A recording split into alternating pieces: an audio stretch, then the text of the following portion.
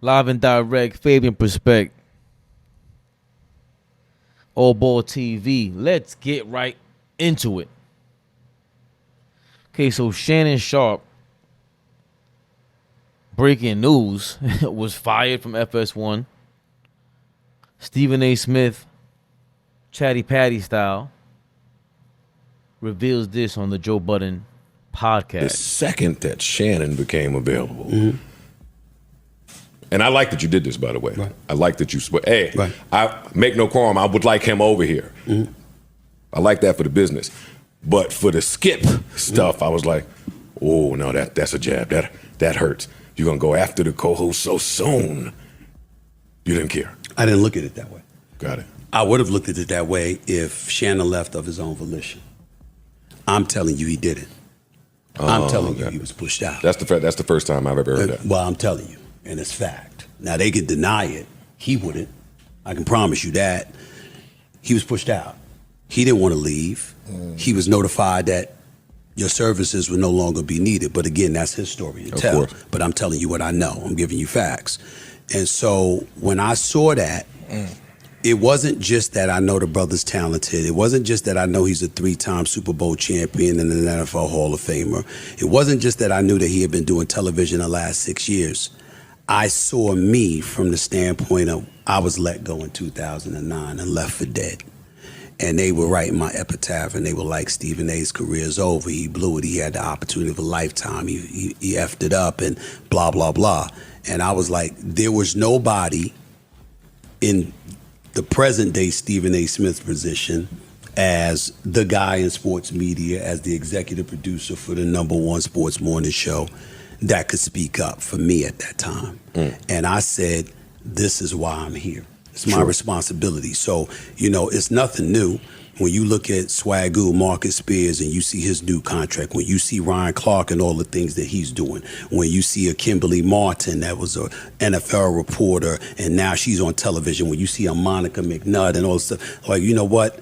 I'm at a point in time where if I don't want you on First Take, you ain't coming on First Take. That's it. And if I don't want you on First Take and you ain't coming on First Take, the likelihood is that you're going to have a problem getting on television because that's the #1 morning show. And if Stephen A ain't feeling you for that show, why should we feel you for X, Y, and Z show? Now, you heard it there. Stephen A. Smith basically saying Skip Bayless, FS1, they got Shannon Sharpe up out of there. I think that's a big mistake by FS1. That's an insane mistake. Clearly, there's a relationship there between Skip Bayless and FS1. They were holding to some loyalty and banking on Skip Bayless reviving the FS1 show. I personally believe that they are a decent show now. It's a lot better than I thought, but Richard Sherman is still horrible. There's no way possible that should continue. As a mainstay, that's crazy. But the carousel, Michael Irvin, Keyshawn Johnson, is just like having any other great NFL show. But everyone speaking to the way Skip Bayless is controlling, this is proof of it. The fact that Stephen A. Smith is admitting this publicly on a platform like Joe Budden. And I mean, any way he speaks at this point is gonna make news. But I just think they're both very powerful still. Stephen A. Smith he's flexing his muscles at ESPN. The way he extended the olive branch to Shannon Sharpe, it lends to believe that he's still wielding